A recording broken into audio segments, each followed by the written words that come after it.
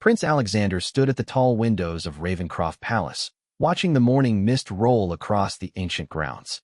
At 35, he had always carried himself with the dignity expected of the heir to the throne of Valdoria, but today something weighed heavily on his shoulders. His father, King Edmund, had been acting strangely for months, and Alexander couldn't shake the feeling that something was terribly wrong. The kingdom of Valdoria had weathered many storms throughout its 800-year history. Nestled between the mountains and the sea, it had remained a beacon of stability in an ever-changing world. But, lately, whispers echoed through the marble halls of the palace, and Alexander found himself questioning everything he thought he knew about his family. Lady Evangeline Hartwell had entered their lives 3 years ago, shortly after the tragic death of Queen Isabella, Alexander's beloved mother. At 42, Evangeline possessed an undeniable elegance that had quickly captured King Edmund's attention. She had been a widow herself, having lost her husband Lord Marcus Hartwell in a riding accident. Her background seemed impeccable, daughter of an earl, educated at the finest institutions, and well-versed in the intricate protocols of royal life. The courtship had been swift, perhaps too swift for Alexander's liking. Within 18 months of their first meeting, Lady Evangeline had become Queen Evangeline, and Alexander had gained a stepmother he never quite trusted. There was something in her emerald eyes that didn't match her warm smile, something calculating that made him uncomfortable during family gatherings. Alexander's younger sister, Princess Sophia, had embraced Evangeline immediately. At 28, Sophia had always been more trusting than her brother, more willing to see the good in people. She genuinely seemed to believe that Evangeline made their father happy, and perhaps that was enough for her. But Alexander couldn't ignore the subtle changes he observed in King Edmund since the marriage. The king, once decisive and commanding, had become increasingly reliant on Evangeline's counsel. Court sessions that once showcased Edmund's sharp political mind now featured lengthy discussions between the royal couple, with Evangeline's voice growing more prominent in matters of state. Alexander had initially attributed this to his father's grief and his natural desire to lean on his new wife for support, but recent events had planted seeds of doubt. It began with small things.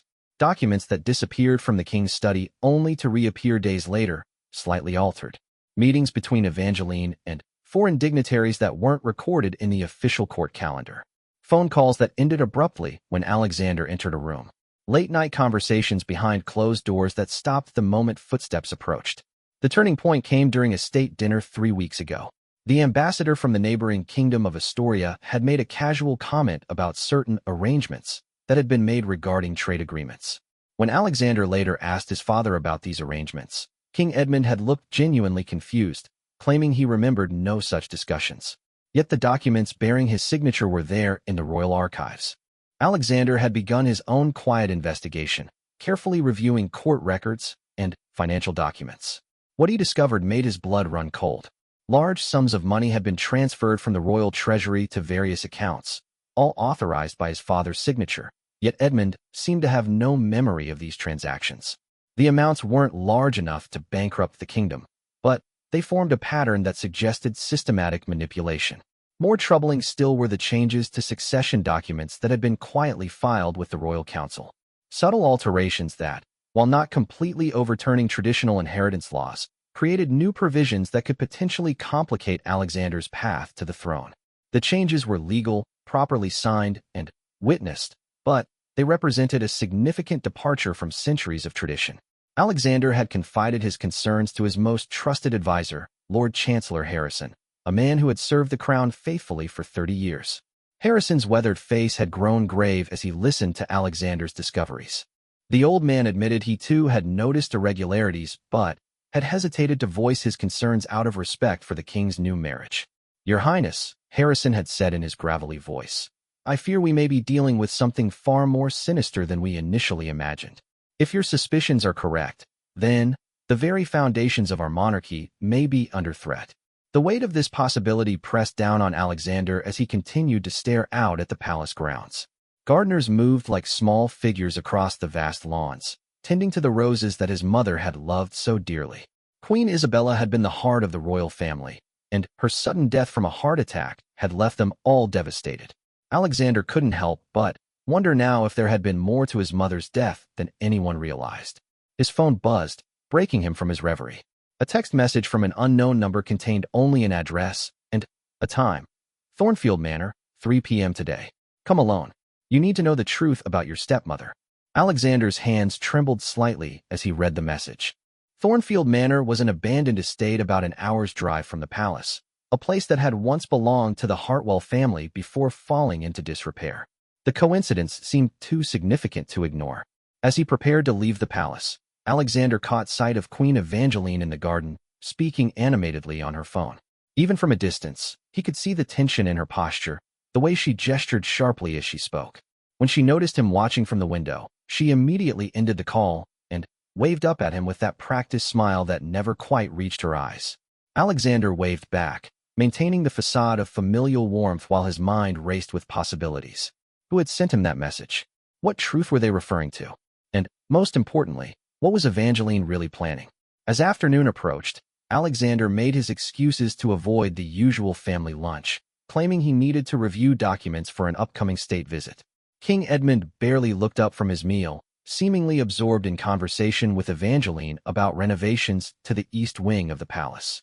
Princess Sophia chattered about her upcoming charity gala, oblivious to the undercurrents of tension that Alexander felt so acutely. The drive to Thornfield Manor took Alexander through the countryside he knew so well from childhood hunting trips with his father. The rolling hills and ancient oak trees that had once filled him with pride for his homeland now seemed ominous, as if they were keeping secrets of their own. The manor itself came into view as he rounded a bend in the narrow road, its Gothic architecture stark against the gray afternoon sky. Thornfield Manor had been magnificent once, with its soaring spires and elaborate stonework. Now it stood empty and partially covered in ivy, windows dark and unwelcoming. Alexander parked his car and approached the main entrance, noting that the heavy wooden doors stood slightly ajar. Inside, the manor was shrouded in dust and shadows. His footsteps echoed on the marble floor as he made his way through what had once been a grand foyer. Portraits of long-dead Hartwells gazed down from the walls, their eyes seeming to follow his movement through the gloom. Prince Alexander. The voice came from the shadows near a massive fireplace.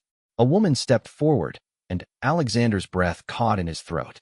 She was perhaps 40 years old, with dark hair and features that bore a striking resemblance to Queen Evangeline, though her clothes were simple and her manner nervous. "I am Victoria Hartwell," she said, her voice barely above a whisper. "Evangeline's sister. The sister she has told everyone is dead."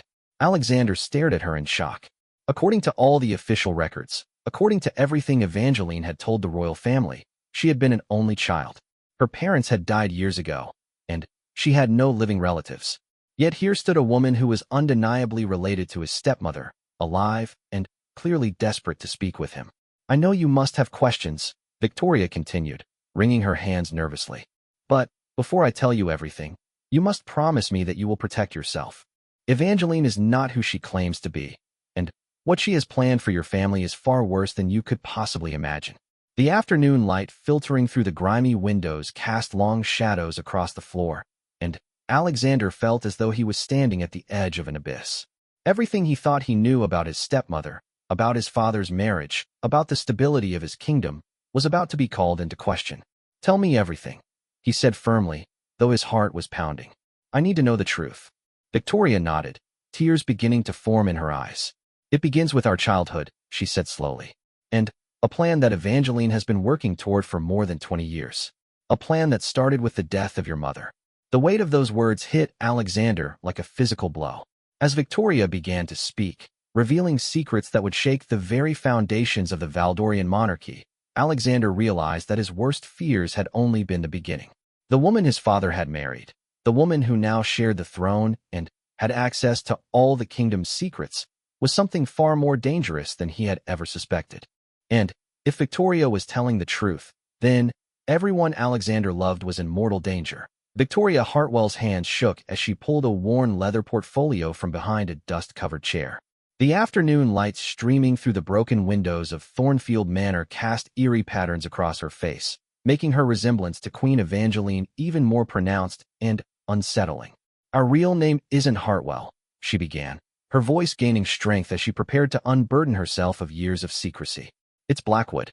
Evangeline and I are the daughters of Marcus Blackwood, who was stripped of his title and exiled from Valdoria 30 years ago for attempting to overthrow your grandfather, King Frederick. Prince Alexander felt the blood drain from his face. The Blackwood family name was one whispered in history books, associated with betrayal and treason. Marcus Blackwood had been King Frederick's own cousin, a man trusted with military command who had used his position to orchestrate a coup that nearly succeeded. Only the loyalty of key military officers had saved the throne, and Blackwood had fled into exile rather than face execution. "That's impossible," Alexander whispered. Evangeline's background was thoroughly investigated before the marriage. The Royal Security Service verified everything. Victoria opened the portfolio, revealing documents, photographs, and newspaper clippings that told a different story entirely. "My sister has always been brilliant at creating new identities. When we fled Valdoria as children, we spent years in different countries, learning how to become other people. Evangeline studied the art of deception like others study medicine or law." She handed Alexander a faded photograph showing two young girls standing beside a man Alexander recognized from historical texts as Marcus Blackwood. The older girl bore an unmistakable resemblance to the woman who was now Queen of Valdoria, though her eyes held a hardness that Evangeline had learned to mask behind royal charm. After our father died in exile 10 years ago, Evangeline became obsessed with reclaiming what she believed was rightfully ours. The Blackwood family had once been close to the throne, and she convinced herself that your grandfather had stolen our birthright. She began planning her return to Valdoria, but not as Evangeline Blackwood. She needed a new identity, one that would allow her to get close to the royal family. Victoria pulled out more documents, showing how the fictional identity of Evangeline Hartwell had been meticulously constructed. Birth certificates from a small town whose records had been destroyed in a fire, educational credentials from institutions that had no digital archives, even marriage certificates to the fictional Marcus Hartwell, whose death had been staged in a country with poor record-keeping systems. The man she claimed was her husband never existed, Victoria continued. She created him as part of her cover story, complete with false documentation of his death. She spent 2 years establishing the Hartwell identity before she ever set foot back in Valdoria. Alexander studied the documents, his mind reeling from the implications. But how did she get past our security screenings? The Royal Protection Service is supposed to be the best in the world. Money, Victoria said simply. And patience. Evangeline had access to hidden Blackwood family assets that our father had squirreled away over the years. She used that money to bribe officials, to plant false information in databases, even to arrange for people who might remember our real family to have convenient accidents or sudden relocations. The portfolio contained evidence of financial transactions, communications between Evangeline and various corrupt officials, and, most chillingly, a detailed timeline showing how she had orchestrated her introduction to King Edmund. The meeting that Edmund believed had been a chance encounter at a charitable function had actually been planned months in advance. "She studied your father for years," Victoria explained, her voice growing thick with emotion. "She knew about his interests, his schedule, even his favorite charities. She positioned herself to meet him at exactly the right moment, when he was most vulnerable after your mother's death." Alexander's blood turned to ice.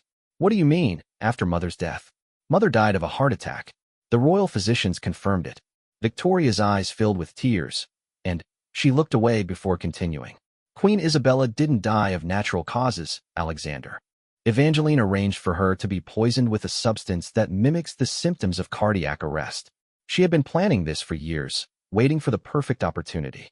The words hit Alexander like physical blows. His beloved mother, who had been the moral compass of the royal family, murdered by the woman who now sat on her throne. He gripped the edge of a nearby table to steady himself, fighting waves of nausea and rage. "The poison was administered during a state dinner," Victoria continued relentlessly. "Evangeline had infiltrated the catering staff using one of her false identities. She was actually in the palace that night, hiding in plain sight as a temporary kitchen worker. The substance she used is virtually undetectable unless you know exactly what to look for, and it leaves no trace after 48 hours. Alexander's mind flashed back to that terrible night 3 years ago.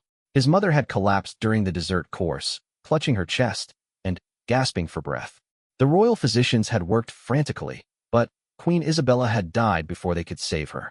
The autopsy had shown signs of cardiac arrest, and while the sudden nature of her death had been shocking, no one had suspected foul play. "I tried to stop her," Victoria whispered, tears now streaming down her face. I came to Valdoria and attempted to warn your mother, but Evangeline discovered my presence. She threatened to kill me if I interfered with her plans. I was a coward, and I ran. I've been hiding ever since, living under false names, constantly moving to stay ahead of her reach. The portfolio contained more evidence of Evangeline's true nature. Photographs of meetings with foreign agents, communications discussing plans to destabilize Valdoria's economy, and, most damning of all, a handwritten journal detailing her ultimate goal of placing her own child on the Valdorian throne. She's pregnant, Victoria said, noting Alexander's shocked expression as he read the journal. 3 months along, though she hasn't announced it yet. She's waiting for the right moment to reveal the pregnancy, probably after she's secured more changes to the succession laws. Alexander thought about the recent alterations to royal inheritance documents, changes that had seemed suspicious but not immediately threatening. Now he understood their true purpose. If Evangeline bore a son, and if the succession laws were modified to favor the offspring of a reigning queen over the existing heir, Alexander's claim to the throne could be challenged. But even if she has a son, the traditional succession laws would still favor me, Alexander said, though he could hear the uncertainty in his own voice. Not if you're dead, Victoria replied quietly, or if you're forced to abdicate due to scandal or mental instability. Evangeline has been very carefully documenting what she claims are signs of your psychological deterioration. She has witnesses prepared to testify about your supposedly erratic behavior, medical professionals ready to declare you unfit to rule. The magnitude of the conspiracy was overwhelming. Alexander realized that every strange occurrence of the past months, every memory lapse his father experienced, every suspicious financial transaction, was part of an elaborate plan to destroy his family and claim the throne for the Blackwood line. What about father, he asked. Is she poisoning him too? Not in the traditional sense, Victoria replied. She's been using a combination of psychological manipulation and mild psychoactive drugs that affect memory and judgment. Nothing that would show up in a routine medical examination, but enough to make him increasingly dependent on her for decision-making. She's essentially turned him into a puppet. Alexander thought about his father's recent behavior, the confusion and memory gaps that had seemed like signs of stress or early dementia. King Edmund had always been sharp and decisive, but lately he seemed lost, constantly deferring to Evangeline's opinions and unable to remember important conversations or decisions. The drugs are administered through his food, Victoria continued. Evangeline has bribed members of the kitchen staff, and she personally oversees his meals whenever possible. The substances she's using are designed to be cumulative in effect, gradually breaking down his cognitive abilities while appearing to be natural signs of aging. As the full scope of Evangeline's deception became clear, Alexander felt a mixture of rage and fear unlike anything he had ever experienced. The woman who smiled at him across the dinner table, who had comforted him during his mother's funeral, who had seemed to genuinely care for his father, was actually a cold-blooded killer with a generational vendetta against his family. Why are you telling me this now? Alexander asked. Why risk exposing yourself after hiding for so long? Victoria closed the portfolio and looked directly into his eyes. Because she's accelerating her timeline. The pregnancy changes everything. She originally planned to spend several more years gradually undermining your family's power. But having a potential heir means she can move more aggressively. I believe she's planning to eliminate you and Princess Sophia within the next few months. The words hung in the air like a death sentence. Alexander thought about his sister Sophia, so trusting and naive, completely unaware that she was living with a woman who wanted her dead. He thought about his father, slowly being poisoned and manipulated into signing away his kingdom's future. I have more evidence, Victoria said, hidden in various locations around the country. Financial records, communications with foreign agents, even recordings of conversations where Evangeline discusses her plans. But gathering all of it will take time, and I'm not sure how much time we have. As if summoned by their conversation, Alexander's phone rang. The caller ID showed it was Queen Evangeline herself. With trembling hands, he answered, trying to keep his voice steady and normal. Alexander, darling, came his stepmother's melodious voice, the same voice that had whispered poison into his mother's ear in her final moments. I was wondering where you've disappeared to today. Your father is asking for you. I'm reviewing some documents for the trade negotiations, Alexander replied, amazed at his own ability to maintain a calm facade while his world crumbled around him. I'll be back for dinner. Wonderful. I'm preparing your father's favorite meal tonight. We have so much to discuss as a family." As Alexander ended the call, he realized that Evangeline's casual mention of preparing his father's meal was probably not coincidental. She was sending a message, letting him know that she had the power to control what King Edmund consumed, and, by extension, how he thought and acted.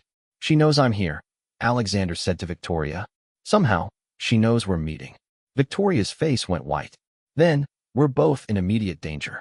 Evangeline has people watching all of us, and she won't hesitate to eliminate anyone who threatens her plans."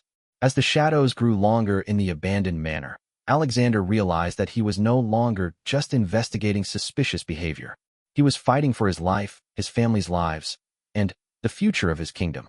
The woman who had murdered his mother and was slowly destroying his father would not hesitate to kill again if she felt threatened. The game had changed completely, and Alexander was no longer sure who he could trust or where he could turn for help. But one thing was certain. He had to find a way to stop Evangeline before she succeeded in her plan to claim the Valdorian throne through blood and betrayal. Prince Alexander's hands were shaking as he drove back toward Ravencroft Palace, Victoria Hartwell's evidence burning like a fire in the passenger seat beside him. Every mile closer to home felt like stepping deeper into enemy territory, knowing that the woman he had called stepmother for 3 years was actually a calculating murderer who had infiltrated the very heart of his family. Victoria had insisted on leaving Thornfield Manor separately, taking a different route to a safe house she had established outside the capital city. Before parting, she had pressed a secure phone into Alexander's hands, programmed with only one number. "If anything happens to me," she had whispered urgently, "call this number. Tell them Blackbird has flown. They'll know what it means." The weight of that phone in his pocket felt heavier than any crown ever could. As Alexander navigated the familiar roads leading home, he tried to process the magnitude of what he had learned and figure out his next moves. Simply confronting Evangeline with the evidence would be suicide. She had already proven herself capable of murder, and she had spent years positioning herself perfectly within the palace. Going to the authorities presented its own challenges. Evangeline had clearly corrupted officials at multiple levels, and Alexander couldn't be certain who might be working for her. Even within the palace staff, people he had trusted his entire life might have been bought or threatened into compliance. Most troubling of all was his father's condition. If Evangeline had indeed been slowly poisoning King Edmund with mind-altering substances, then the king himself might not be capable of understanding the threat to his family. Alexander would essentially be alone in fighting an enemy who had spent years preparing for this moment. As he pulled through the palace gates, Alexander forced himself to maintain normal behavior. The guards nodded respectfully, and he waved back with practiced royal composure. But his eyes were now seeing everything differently. Which guards might be watching his movements for Evangeline? Which staff members had access to his father's food? Which officials had suddenly become more attentive to the queen's wishes than to the king's? Inside the palace, Alexander made his way to his private study, a room that had been his sanctuary since childhood.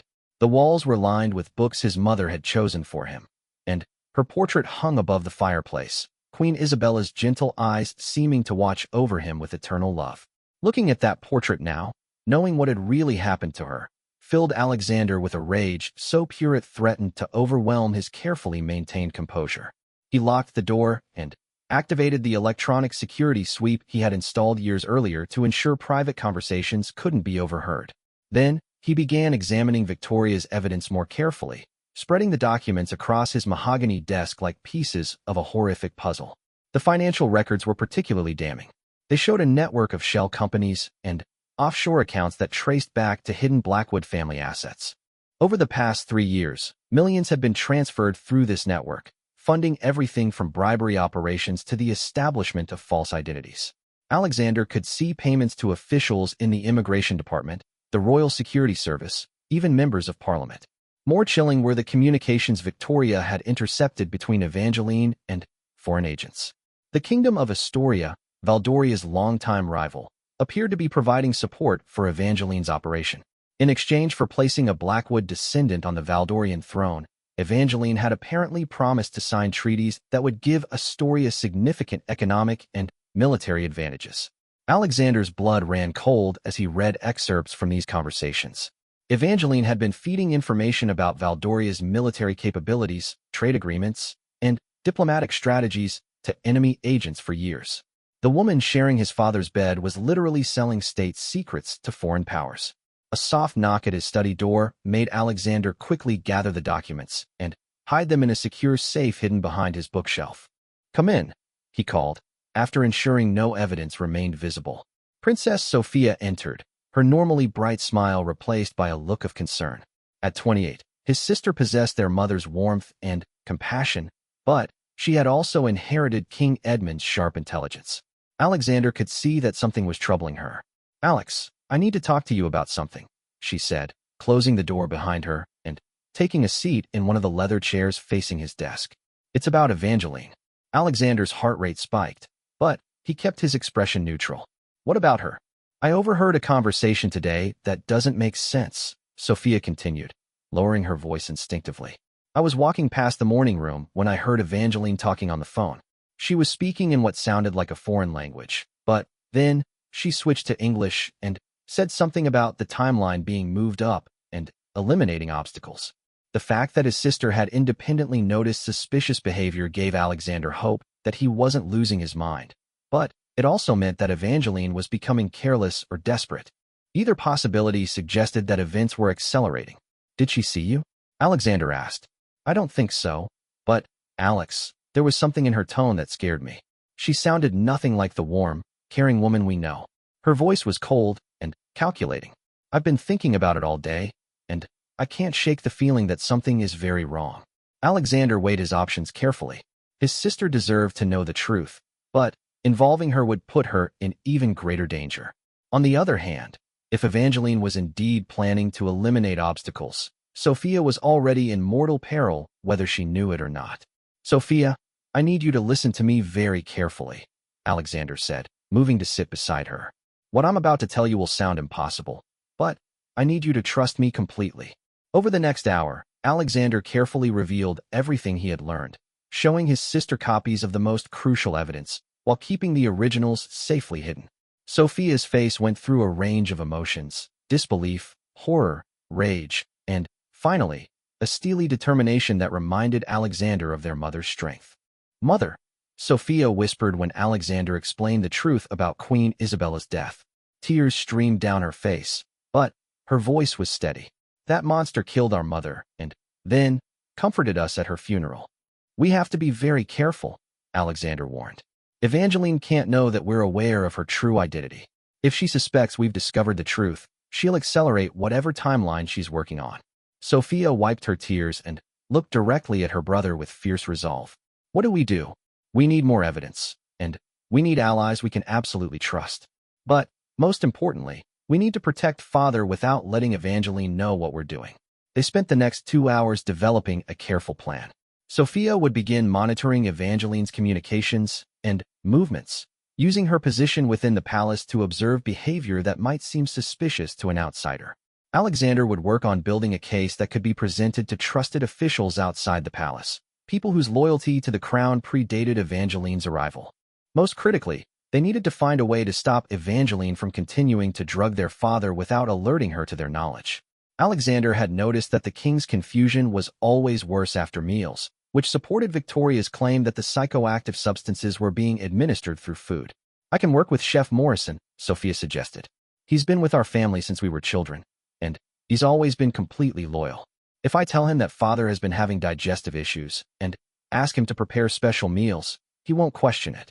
It was a risky strategy, but it seemed like their best option for gradually clearing the fog from King Edmund's mind without triggering Evangeline's suspicions. If they could restore their father's mental clarity, they would gain a powerful ally in their fight against the woman who had infiltrated their family. As they finalized their plans, Alexander's secure phone buzzed with a text message. The sender was listed only as V, and the message was brief but terrifying.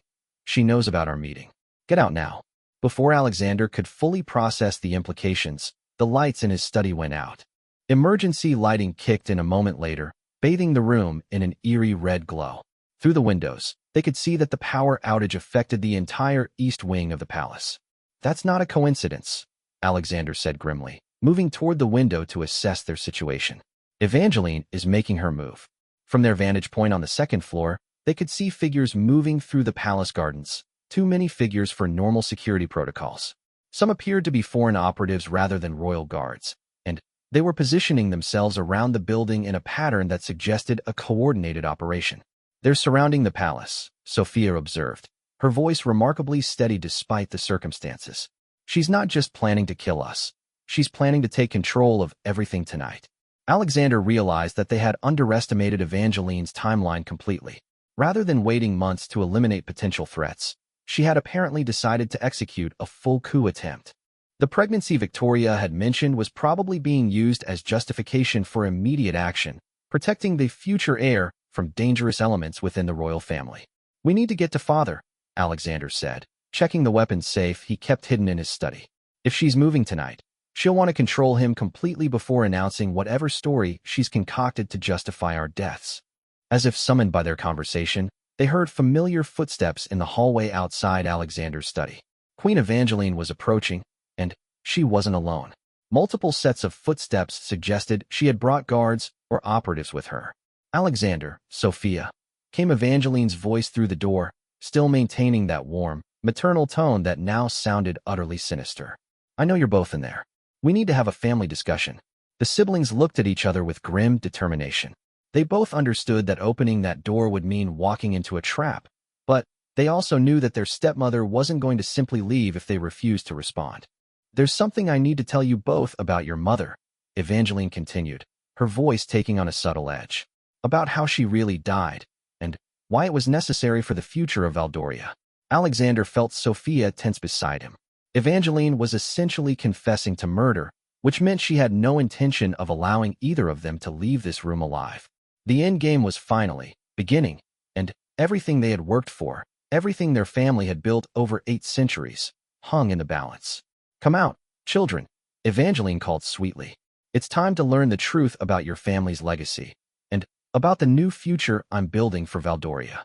In the red emergency lighting, surrounded by evidence of betrayal and murder, Alexander realized that the next few hours would determine not just their survival, but the very existence of the kingdom they had sworn to protect. The woman outside their door had spent years planning this moment, but she had made one critical mistake. She had underestimated the determination of Queen Isabella's children to fight for their mother's memory and their father's throne. The silence stretched like a taut wire as Alexander and Sophia remained motionless in the red-tinted darkness of his study. Outside the door, they could hear Queen Evangeline whispering instructions to her accomplices. Her maternal facade finally dropped completely. The siblings had perhaps minutes before she decided to abandon persuasion in favor of force. Alexander moved swiftly to his weapons cabinet, retrieving 2 handguns and extra ammunition. Sophia, despite having no military training, accepted her weapon with steady hands that reminded him powerfully of their mother's courage in difficult times. "There's a service passage behind the bookshelf," Alexander whispered, indicating a section of the wall that had been part of the palace's original design centuries ago. "It connects to the old servants' quarters and eventually leads to father's chambers. If we can reach him." "Alexander." Evangeline's voice had lost all pretense of warmth now, becoming sharp and commanding. "I know you found Victoria. I know what she told you. But you don't understand the complete picture. Your precious mother was not the saint you believe her to be." Despite knowing it was psychological manipulation, Alexander felt his blood boil at the casual insult to Queen Isabella's memory. Sophia grabbed his arm, sensing his rising anger and keeping him focused on their escape rather than confrontation. The sound of electronic lock-picking equipment suggested that Evangeline had grown tired of waiting. Alexander quickly opened the hidden passage, and the siblings slipped into the narrow corridor that had been built during a more paranoid age when royal families faced constant threats of assassination. The passage was barely wide enough for one person, forcing them to move in single file through absolute darkness. Alexander led the way, navigating by memory and touched through corridors he had explored as a child during games of hide and seek with Sophia. Those innocent childhood adventures had never prepared him for fleeing armed assassins through the same passages. Behind them, they heard the study door burst open, followed by angry voices as Evangeline's operatives discovered the empty room.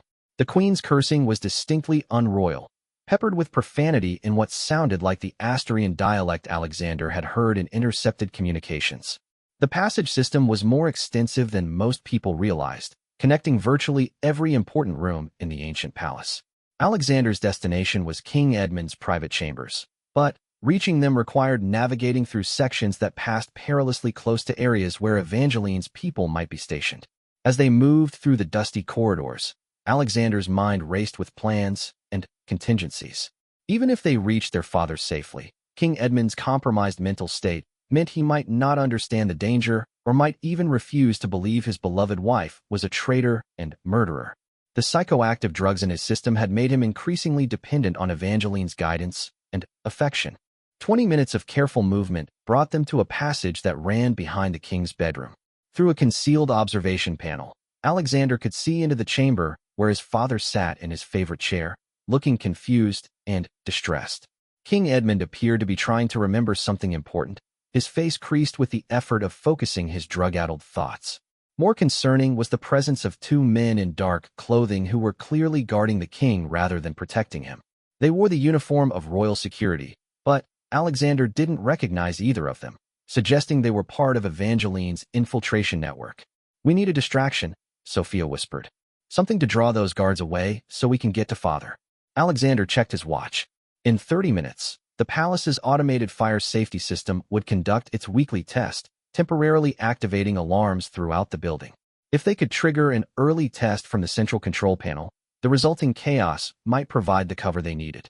"The control room is 3 levels down," Alexander explained quietly. "If you can reach it and trigger the fire system, I'll use the confusion to get to father. But, Sophia, if anything goes wrong, if you can't reach me or if I don't make it out, you need to escape the palace entirely and contact the people Victoria told us about." Sophia nodded grimly, understanding that they were likely about to separate for what might be the last time. The siblings embraced briefly in the narrow passage, drawing strength from each other as their mother had taught them during difficult times. "I love you," Sophia whispered, echoing the words they had spoken as children before any dangerous adventure.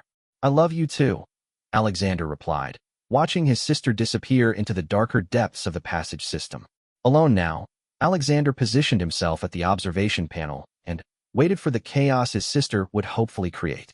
King Edmund sat unmoving in his chair, occasionally looking around the room as if searching for something he couldn't quite remember. The sight of his once powerful father reduced to this confused state filled Alexander with a rage that threatened to override his tactical thinking.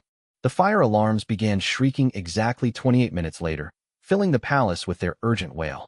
As Alexander had hoped, the guards in his father's room immediately began radio communication with their handlers, trying to determine if the emergency was real or if it was somehow connected to the search for the missing royals.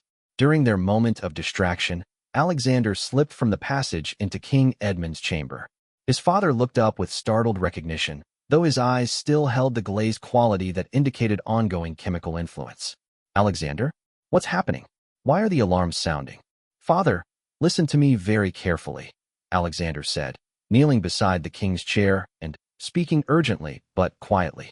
"Evangeline is not who she claims to be. She's been poisoning you, and she murdered Mother. We need to get you out of here right now." King Edmund's face cycled through confusion, disbelief, and flashes of clarity that suggested the drugs hadn't completely destroyed his mental acuity. "That's impossible. Evangeline loves our family. She's carrying my child. The pregnancy is real, but everything else is a lie. Father, I have proof. Evangeline is Evangeline Blackwood, Marcus Blackwood's daughter. She's been planning revenge against our family for decades." The mention of Marcus Blackwood's name cut through the chemical fog like a blade. King Edmund's eyes suddenly sharpened, and Alexander could see memories struggling to surface despite the substances in his system. "Blackwood," Edmund whispered. "I remember, there was something about the food tasting strange recently. And the documents I've been signing. I couldn't remember agreeing to some of them." The guards were finishing their radio conversation and would soon notice that the king was no longer alone. Alexander helped his father stand, noting how unsteady Edmund had become, another side effect of prolonged chemical manipulation. "Can you walk?" Alexander asked urgently. "I think so. But, Alexander, if what you're saying is true, then she has people throughout the palace. Where can we possibly go?" Before Alexander could answer, the chamber door burst open and Queen Evangeline entered, flanked by 4 armed operatives. She had abandoned all pretense now, dressed in tactical clothing rather than royal finery, her hair pulled back severely from a face that showed her true nature without any masks. "Edmund, darling," she said, her voice a mockery of the loving tone she had used for 3 years. "I see our son has been filling your head with ridiculous stories. You really shouldn't listen to him when he's having one of his episodes." Alexander realized she was still planning to maintain the fiction that he was mentally unstable, probably intending to tell the kingdom that the crown prince had suffered a psychotic break and murdered his father before being killed by loyal guards. It would be a perfect cover story for her ascension to power as regent for her unborn child. "I'm quite lucid, thank you," King Edmund said, his voice gaining strength as anger began cutting through the chemical influence. "And I'm beginning to remember quite a lot about what's been happening to me." Evangeline's expression darkened. "You remember what I allow you to remember, old man. You've been remarkably compliant these past months. Don't force me to increase your medication to permanent levels." The casual threat against his father's life pushed Alexander past his breaking point. He raised his weapon, but Evangeline's operatives were faster, training their rifles on both royals before Alexander could fire. Now, Evangeline said with mock concern. "Let's not make this more difficult than necessary. Edmund, you're going to sign one final document transferring all royal authority to me as regent. Alexander, you're going to confess to your sister's murder and then take your own life in remorse. It's all very tragic, but these things happen in the best families." "Sophia?" Alexander's heart stopped. "What have you done with Sophia?" Evangeline smiled with genuine pleasure. "Princess Sophia died heroically trying to stop your murderous rampage, dear stepson. She's currently bleeding out in the control room where we found her attempting to sabotage the palace security systems. Such a brave girl, trying to save her family from her unstable brother." The words hit Alexander like physical blows. His sister, his closest friend and ally, dead because he had sent her into danger. The weight of guilt and grief threatened to crush him entirely. But King Edmund's reaction was even more powerful. The news of his daughter's death seemed to burn away the last of the chemical fog in his system, and when he looked at Evangeline, his eyes held the cold fury of a king who had just lost everything he truly loved. "You killed my daughter," he said quietly, his voice carrying the authority of 8 centuries of royal bloodline. "You killed my wife. You've been destroying me piece by piece. But you made one crucial mistake, Evangeline Blackwood." Evangeline's surprise at hearing her real name was quickly replaced by wariness. "What mistake was that?" "You forgot that I've been a soldier longer than you've been alive," King Edmund replied. "And you assumed that 20 years of peace had made me soft." Despite his weakened condition, the king moved with sudden, deadly precision. A concealed blade appeared in his hand. Alexander had forgotten about the ceremonial dagger his father always carried. And before anyone could react, Edmund had buried it in the throat of the nearest operative. In the chaos that followed, Alexander dove toward his father, using the confusion to disarm another of Evangeline's men. Gunfire erupted in the chamber as the remaining operatives tried to establish control, but King Edmund had managed to reach the emergency alarm that would summon genuine royal guards rather than Evangeline's infiltrators. "This isn't over." Evangeline screamed as she retreated toward the door, her carefully planned coup dissolving into chaos. "I'll still have my child. I'll still claim what's rightfully mine." As palace security began responding to the genuine emergency alarm, Alexander found himself holding his wounded father while the sound of gunfire echoed through the corridors. King Edmund was bleeding from a grazing wound, but his eyes were clearer than they had been in months. "Sophia," Edmund whispered. "We have to find Sophia." Alexander's heart broke as he realized his father still didn't fully understand that his daughter was gone. But there was no time for grief now. Evangeline was escaping, and with her went any hope of proving the truth about her identity and crimes. The battle for Ravencroft Palace had only just begun, and Alexander wasn't sure if any of them would survive to see the dawn. The sound of approaching sirens cut through the pre-dawn darkness as Alexander helped his wounded father through the palace corridors. King Edmund's mental clarity was returning with each passing hour as the psychoactive substances gradually cleared from his system, but the physical toll of months of chemical manipulation had left him weak and unsteady. The control room. Edmund insisted despite his condition. "We have to check on Sophia. I don't care what that woman said. I need to see for myself." Alexander's heart was heavy with grief, but he couldn't deny his father the truth, no matter how painful. They made their way through passages now crawling with genuine royal security personnel, officers whose loyalty to the crown had been verified through decades of faithful service. Commander Harrison, the head of palace security and a man who had served the royal family since before Alexander's birth, met them in the main corridor. His weathered face was grim, and Alexander could see terrible news in his eyes. "Your Majesty, Your Highness," Harrison said formally, though his voice carried genuine emotion. "I need to report on Princess Sophia's condition."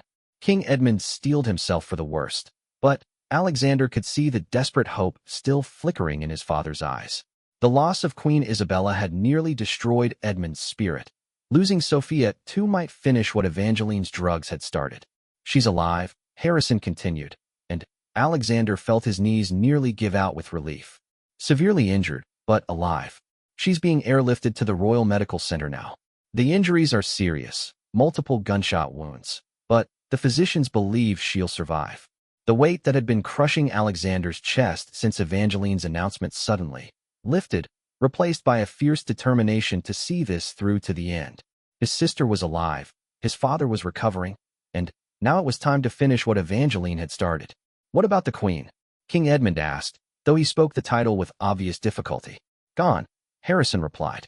"She and approximately 12 operatives escaped through the North Gate during the confusion. We've established roadblocks throughout the region, but she had clearly planned multiple escape routes." Alexander wasn't surprised by Evangeline's escape. A woman who had spent decades planning her revenge would certainly have prepared for the possibility of failure. But her flight from the palace had left behind something invaluable, evidence of her true identity and crimes. "Commander, we need to secure the Queen's chambers immediately," Alexander said. "She'll have left behind communications, documents, anything that might compromise her network. And we need to arrest anyone who might have been working with her." Over the next several hours, as dawn broke over the kingdom of Valdoria, the full scope of Evangeline's infiltration became clear. Nearly 30 palace staff members were arrested, from kitchen workers who had been helping drug the king to security personnel who had been feeding information to foreign agents. The corruption ran deeper than anyone had imagined. In Evangeline's private chambers, investigators found encrypted communications devices, false identification documents, and, most damning of all, detailed plans for the systematic murder of the entire royal family. The documents revealed that Alexander and Sophia had been scheduled for elimination within days, followed by King Edmund's natural death from his supposed declining health. The evidence also confirmed Victoria Hartwell's revelations about the Blackwood identity. Genealogical documents, photographs, and correspondence with Asturian agents painted a clear picture of a decades-long conspiracy to reclaim the Valdorian throne through murder and deception. "Look at this," Commander Harrison said, showing Alexander a detailed timeline found in Evangeline's desk. "She's been planning this since she was 15 years old. Every relationship, every career move, every aspect of her constructed identity was designed to eventually bring her close to the royal family."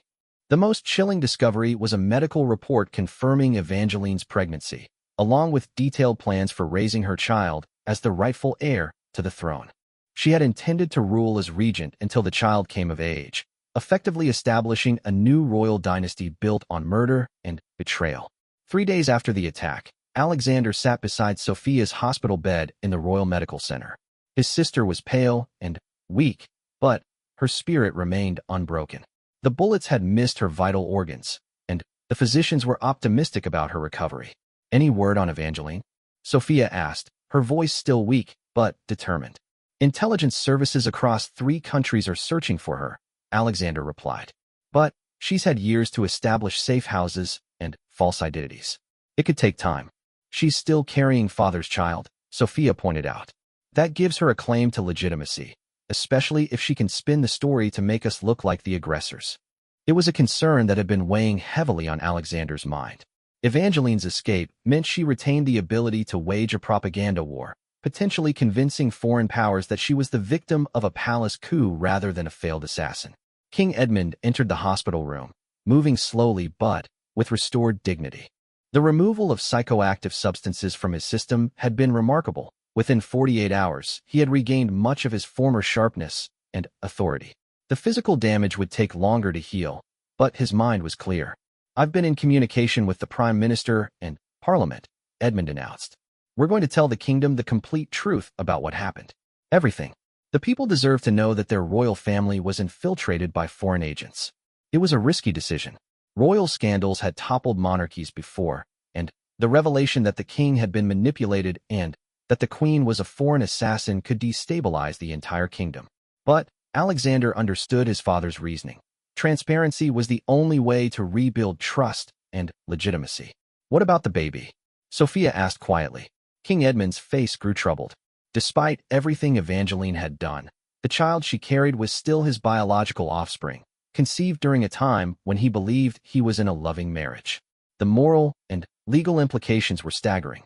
If the child is born, and if Evangeline is captured, the baby will be raised by the royal family, Edmund said finally.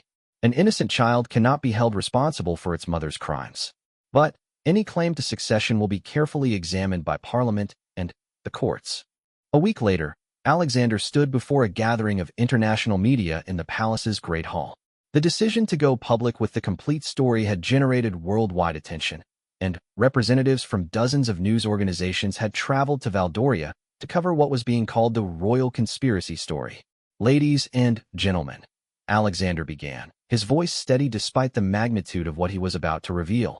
"I stand before you today to discuss events that have shaken the very foundations of the Valdorian monarchy. 3 years ago, our family welcomed a woman we believed to be Lady Evangeline Hartwell into our midst.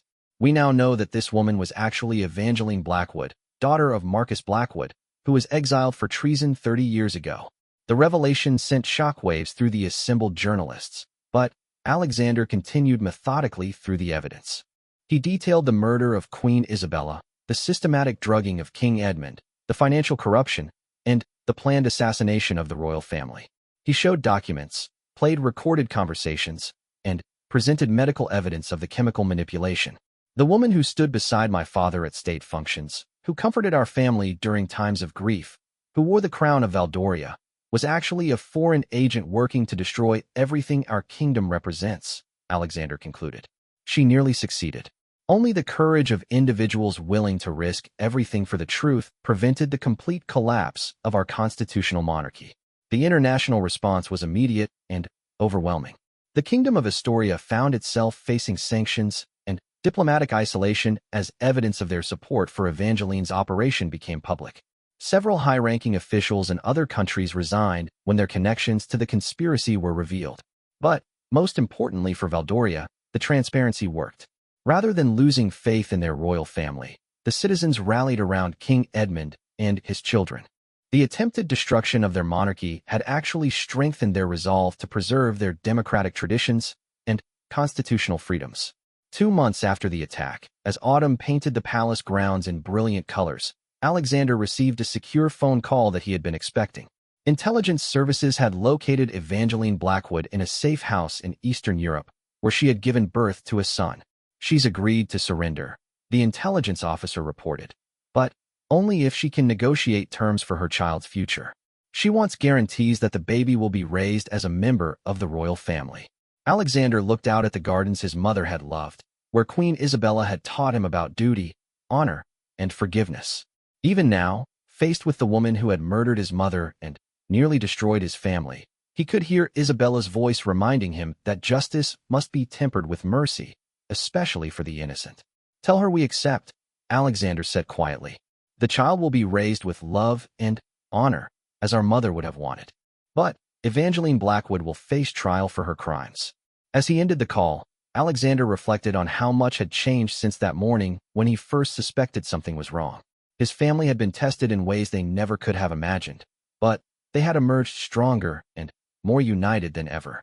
The truth, no matter how painful, had ultimately set them free. The Kingdom of Valdoria would face new challenges in the years ahead, but the royal family would face them together, with clear eyes and honest hearts. Queen Isabella's memory would be honored not through vengeance, but through the rebuilding of everything Evangeline Blackwood had tried to destroy. And in a nursery being prepared in the palace's east wing, a child would grow up knowing the truth about his heritage, but surrounded by the love and guidance of a family that understood the true meaning of nobility. The Blackwood conspiracy was over, but the real work of healing and rebuilding was just beginning.